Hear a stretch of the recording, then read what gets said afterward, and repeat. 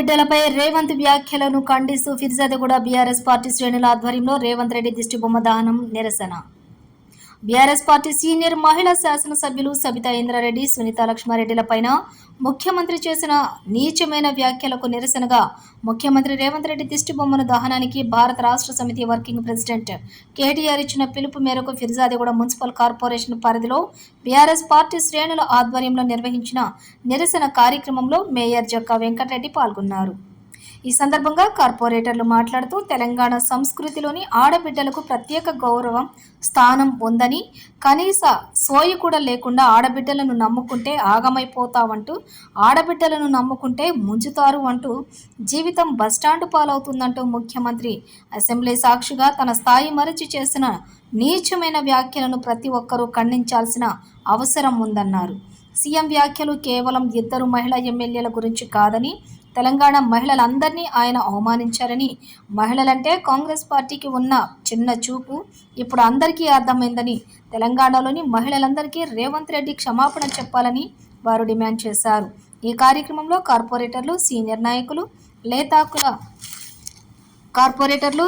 నాయకులు లేతాకుల రఘుపతి రెడ్డి, బీఆర్ఎస్ ప్రధాన కార్యదర్శి Edavalli Raghuvardhan Reddy, Valiseti Nagaraju, BRS party PMC ఉపాధ్యక్షులు, కాలనీ అధ్యక్ష కార్యదర్శులు, కాలనీ వాసులు తదితరులు పాల్గొన్నారు.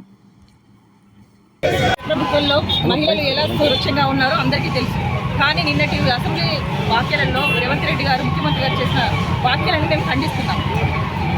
మహిళా ఎమ్మెల్యేల పట్ల అతను చేసిన ప్రవర్తన, అతని దురుసు ప్రవర్తనకు మేము ఖండిస్తున్నాం. మహిళలను ఎలా గౌరవించాలో మా బీఆర్ఎస్ని చూసి నేర్చుకోమని చెప్తున్నాం.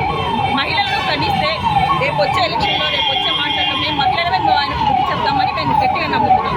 జై తెలంగాణ. ముఖ్యమంత్రి గారు చేసినటువంటి అనుచిత వ్యాఖ్యలు గర్హనీయం. అసలు అలాంటి వ్యాఖ్యలు ఆయన స్థాయికి తగినటువంటివి కావు.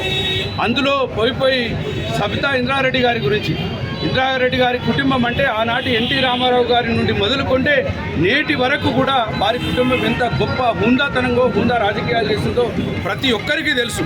ఆనాడు ఎన్టీ రామారావు కూడా ఇంద్రారెడ్డిని ఎంత గౌరవించేవారు. వైఎస్ రాజశేఖర రెడ్డి గారు, చంద్రబాబు నాయుడు గారు, కేసీఆర్ గారు, ఇట్లా ఈ రాష్ట్రానికి పనిచేసినటువంటి ముఖ్యమంత్రులు వారి కుటుంబం పట్ల ఎంతో విఘ్నతతో, ఎంతో ప్రేమతో ఉండేటువంటి సందర్భాలు ఉండే. కానీ రేవంత్ రెడ్డి గారు ఈ మధ్యకాలంలో చూస్తూ ఉన్నాం, మతి తప్పి మాట్లాడుతూ ఉన్నాడు, అడ్డగోలు వ్యాఖ్యలు చేస్తూ ఉన్నాడు. తొండలు దూరతామని, లాగులని, రకరకాలని, పేగులు మెడకేసుకుంటామని చెప్పేసి అని ఇలాంటి తప్పుడు వ్యాఖ్యలతో పాటు ఇలా మహిళా ఎమ్మెల్యేల పట్ల, అందులో ఒక నిజాయితీ నాయకురాలైనటువంటి కుటుంబంలో వచ్చినటువంటి ఇంద్రారెడ్డి గారి సతీమణి సబ్జక్క గారి మీద మాట్లాడడం ఇది ఎట్టి పరిస్థితుల్లో కూడా క్షమించరానటువంటి నేరం.